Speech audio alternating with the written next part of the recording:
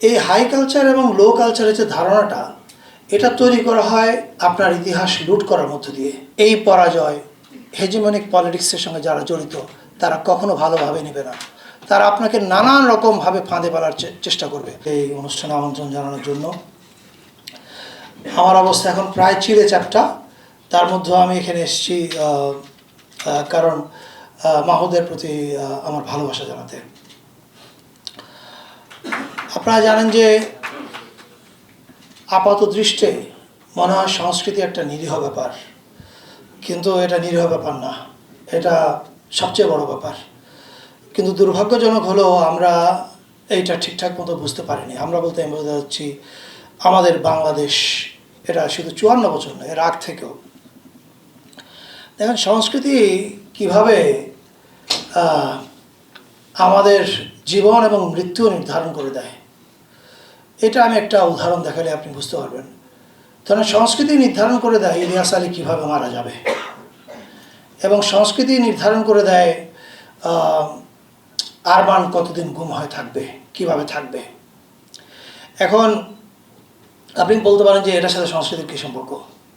আমি এখন আপনাকে সম্পর্কটা দেখাই। ইতিহাস যারা লিখেন এবং ইতিহাসের যারা ন্যারেটিভ তৈরি করেন থ্রু কালচারাল ওয়ার্কস, সিনেমা, সাহিত্য, নাটক, গান, নানা কিছুর মধ্য দিয়ে, তারা এই গত 50 বছর তো না, আমি বলছি 70-80 বছর ধরে হাই কালচার এবং লো কালচারের একটা ধারণা তৈরি করেছে। এই হাই কালচার এবং লো কালচারের যে ধারণাটা, এটা তৈরি করা হয় আপনার ইতিহাস লুট করার মধ্য দিয়ে। অর্থাৎ আপনার ইতিহাসের একটা অংশ দেখানো হয় না, আরেকটা অংশ দেখানো হয়। যে অংশটা দেখালে কাকে হাই কালচার বানানো যাবে, কাকে লো কালচার বানানো যাবে, তার ইচ্ছা অনুযায়ী নির্ধারণ করা যায়, ওভাবে সে এটা নির্ধারণ করে। এখন লো কালচার কি? লো কালচার হচ্ছে, আমি এই দেশে বড় হয়েছি, স্কুল করেছি 80-র দশকে, তারপর 90-র দশকে শাহবাগে আড্ডা মেরেছি, এরপরে নিজের কাজে ঢুকেছি। আমি দেখলাম যে আমি যখন নাখালপাড়া থাকতাম, তা আমার আম্মা কোনোদিন কোনো স্কুলে যান নাই। আমি এর আগেও বোধহয় টেলিভিশন অনুষ্ঠানে কয়েকবার বলেছি। আমার আম্মা আমার মামাদের বই দেখে পড়াশোনা শিখতেন, কিন্তু উনি খুব ক্রিয়েটিভ মানুষ ছিলেন। আমার প্রতিদিন রাতে 3টা-4টায় ঘুম ভাঙতো। আম্মা তাহাজ্জুদের পরে নিজে নিজে গজল বানাতেন, এবং গজল গাইতে গাইতে উনি একসময় ফানাফিল্লা হয়ে যেতেন। এবং আমি দেখতাম যে একই গজল উনি দ্বিতীয়বার বলেন না, অর্থাৎ প্রতিদিন উনি একটা নতুন করে তৈরি করেন। তো আমি এরকম একটা জায়গায় বড় হয়েছি। আমার কাছে শবে বরাত, ঈদ এগুলো গুরুত্বপূর্ণ, গান গুরুত্বপূর্ণ, রক গান, আমেরিকান গান, সব কিছু গুরুত্বপূর্ণ। আবার আমরা যখন হামনাদ গায় সেটাও আমার কাছে গুরুত্বপূর্ণ। এই অবস্থা নিয়ে আমি শাহবাগে এসে উপস্থিত হলাম একটু আর্ট কালচার করবার জন্য। এখানে এসে দেখলাম, আমি এটা লিখেছিলাম 2014 সালে, আমি জানি না আপনারা কেউ পড়েছেন কিনা। আমার একটা লেখার নাম ছিল এই চেতনালয়ে আমরা কি করিব। সেখানে আমি বলেছিলাম যে আমি শাহবাগে এসে দেখলাম যে এখানে পূজা নিয়ে কথা বলা যাবে, বড়দিন নিয়েও কথা বলা যাবে, বৌদ্ধ পূর্ণিমা নিয়ে বলা যাবে, কিন্তু আপনি যদি ঈদ নিয়ে বলেন, শবে বরাত নিয়ে বলেন, তাহলে আপনি খ্যাত, you are not cultured enough. এখন আমি তো ভাই শাহবাগে এসে মাত্র একটা তরুণ ছেলে, আমি বুঝলাম যে এখানের ভাও বুঝে আমি চুপ হয়ে যেতে হবে। ফলে শবে বরাত এবং ঈদ আসলে আমি আর কোনো আওয়াজ দিতাম না। তখন আমি নাগালপাড়ায় আমার সময় কাটাতাম। So that's how I live my life. এরপরে যখন বড় হলাম, নিজের কাজ নিজে করতে শুরু করলাম, এবং যখন মনে হলো ইয়েস, আমি তো জন্মই নিয়েছি প্রশ্ন করবার জন্য, তখন আমি প্রশ্ন করতে শুরু করলাম। আমার প্রথম প্রশ্নটা ছিল ভাষা। ভাষার রাজনীতি কিন্তু একটা ভয়াবহ রাজনীতি। আমি জানি না আপনাদের তখন বয়স কত ছিল। আমি যখন টেলিভিশনে কাজ করতে শুরু করি, তখন ঘটনাচক্রে আমি একটু জনপ্রিয় হয়ে গেলাম। এখন জনপ্রিয় হয়ে গেলে যেটা হয়, আপনি একদিকে মানুষের প্রশংসা পাবেন, আরেকদিকে আপনি তীব্র আক্রমণের শিকার হবেন। আমি জানি না আমার মতো এত তীব্র আক্রমণ বাংলাদেশের কোনো কালচারাল কর্মী এর শিকার হয়েছে কিনা, মানে রাইট লেফট দুই দিক থেকে সমানে। And I was like okay, চলুক এটা এরকম। এখন আমার উপর কেন আক্রমণটা হচ্ছিল, এখনও রাজনীতি আছে, এরপরে আমি ইলিয়াসের প্রসঙ্গে আবার আসব। আমার উপর আক্রমণটা হচ্ছিল কারণ আমি আমাদের এই অঞ্চলের মানুষের ভাষায় টেলিভিশনে নাটক করছিলাম। এটা তাদের অভ্যস্ত, মানে আমাদের যারা কী বলে প্রচলিত পথের ঠিকাদার, তাদের কাছে এটা একটা গুরুতর ব্লাসফেমাস অপরাধ। তারা বললো বাংলা ভাষা শেষ হয়ে যাচ্ছে, কিন্তু আমার যে ঢাকা, রাজশাহী, নোয়াখালী, ফেনী, এটাও যে আমার বাংলা। এবং ফোর্ট উইলিয়ামে বসে যারা প্রমিত বাংলার যেসব ব্যাকরণবিদেরা প্রমিত বাংলা কোনটা হবে নির্ধারণ করলেন, তখন তারা নির্ধারণ করলেন কিসের ভিত্তিতে? এটা আমি ঢাকা কলেজে এক অনুষ্ঠানে আবদুল্লাহ আবু সাইদ স্যারকে জিজ্ঞেস করেছিলাম। আমি বলছিলাম, স্যার, এই যে প্রমিত বাংলাটা নদিয়া শান্তিপুরের, এটা কি প্রমিত বাংলা ঈশ্বর কর্তৃক নির্ধারিত নাকি কোনো মানুষ কর্তৃক নির্ধারিত? যদি মানুষ কর্তৃক নির্ধারিত হয় তাহলে কিসের ভিত্তিতে হয়েছে? এটার ভিত্তিতে হয়েছে যে তখন রাজধানী ছিল কলকাতা। আমি তখন বললাম যে রাজধানী যদি চিটং হইতো তাহলে আমাদের প্রমিত ভাষা হতো আইয়েরে গণভোট। তখন আপনি স্কুলে গিয়ে আইয়েরে শিখতে হতো। And that's how politics work and school and education system work.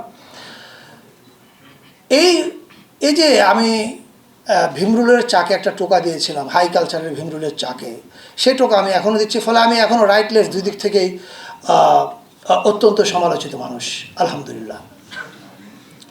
এখন এই যে হাই কালচারের কথাটা বলছিলাম, একটা ভাষার প্রসঙ্গে বললাম, আর একটা হচ্ছে যে কোনটা হাই কালচার। একটা হচ্ছে ওই যে ঈদ এবং সবরাত নিয়ে কথা বলাটা হাই কালচার না।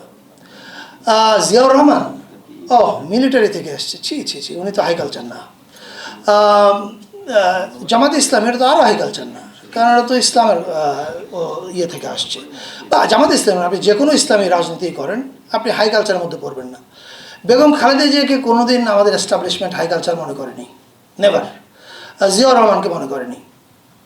এখন এই যে জিয়াউর রহমান হাই কালচার না, খালেদা জিয়া হাই কালচার না, বিএনপি হাই কালচার না, কোনো ইসলামিক রাজনৈতিক দল হাই কালচার না, এটা স্টাবলিশ হলে কি বিপদটা হয়?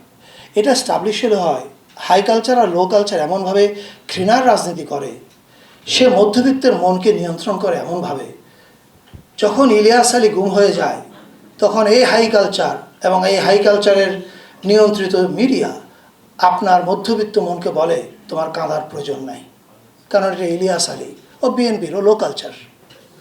একই কথা ব্যারিস্টার আরমানের ক্ষেত্র, মধ্যবিত্ত মনকে এই মিডিয়া বলে তোমার কাঁদার প্রয়োজন নাই, কারণ ও লো কালচার, ও জামাতে ইসলামের নেতার ছেলে। এই যে আমরা হাই কালচার এবং লো কালচারের ধারণা তৈরি করে মানুষের মৃত্যু জাস্টিফাই করে দিই বা মৃত্যুর রাস্তা তৈরি করে দিই, এটা ডেঞ্জারাস। এটা শুধু ইসলামের ক্ষেত্রে না, আমি সকল ক্ষেত্রে বলছি।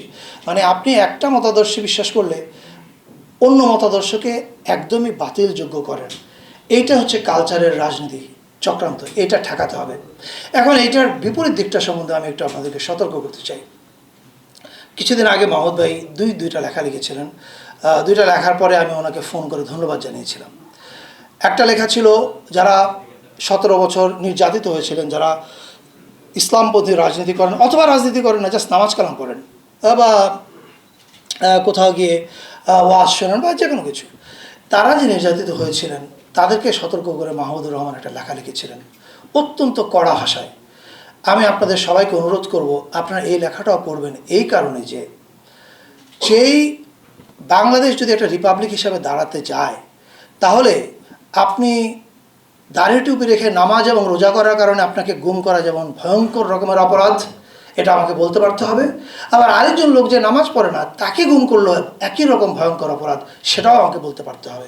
এবং যেদিন আমরা এটা করতে পারবো সেদিনই আমরা আসলে, আপনারা যে আমরা সবসময় বলি না যে ইনসাফের কথা, আমার আম্মারা ইনসাফ বলতো, পরে হয়ে আমি আর্ট কালচারের জগতে এসে দেখলাম যে এখানে ন্যায় বিচার বলে, আবার এখন দেখছি ইনসাফও আসছে। সো আমার কাছে ইনসাফ ন্যায় বিচার দুইটা নিয়ে কোনো সমস্যা নেই, I am fun with both.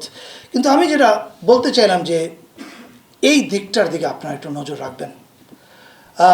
এই জায়গায় যদি আপনারা ভুল করেন তাহলে আমি মনে করব যে কালচারাল রাজনীতির সামনে যে ভয়াবহ লড়াই আছে সামনে, এই লড়াইটাতে বাংলাদেশ একটা বিপদে পড়বে, বাংলাদেশ একটা বিপন্ন অবস্থায় পড়বে।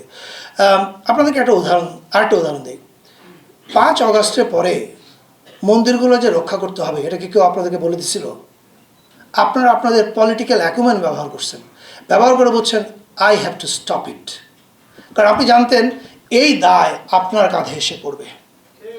এই সচেতনতা আমি মনে করি এখনও থাকা জরুরি, এখনও, এবং সামনের আরও 10 বছর খুবই জরুরি। কারণ মনে রাখবেন, যে কোনো বাংলাদেশে, পৃথিবীর যে কোনো দেশে আপনি যখন একটা হেজিমনিক কালচার বা পলিটিক্স থেকে বের হয়ে আসতে চাইবেন, এই পরাজয় হেজিমনিক পলিটিক্সের সঙ্গে যারা জড়িত তারা কখনো ভালোভাবে নেবে না। তারা আপনাকে নানান রকমভাবে ফাঁদে ফেলার চেষ্টা করবে। সেই ফাঁদটা সম্পর্কে আমাদের সবাইকে সতর্ক থাকতে হবে। এখানে যারা উপস্থিত আছেন তারা অনেকক্ষণ ধৈর্য ধরে আমার কথা শোনার জন্য আমি আপনাদেরকে ধন্যবাদ জানাই। আবারও মাহমুদ ভাইকে ধন্যবাদ জানাই আমাকে এখানে দাওয়াত দেওয়ার জন্য। আর আমাকে মাফ করবেন, আমি একটু তাড়াতাড়ি যাব, কারণ যমুনাতে আমার একটা মিটিং আছে আবার। আপনারা সবাই ভালো থাকবেন, অনেক ধন্যবাদ।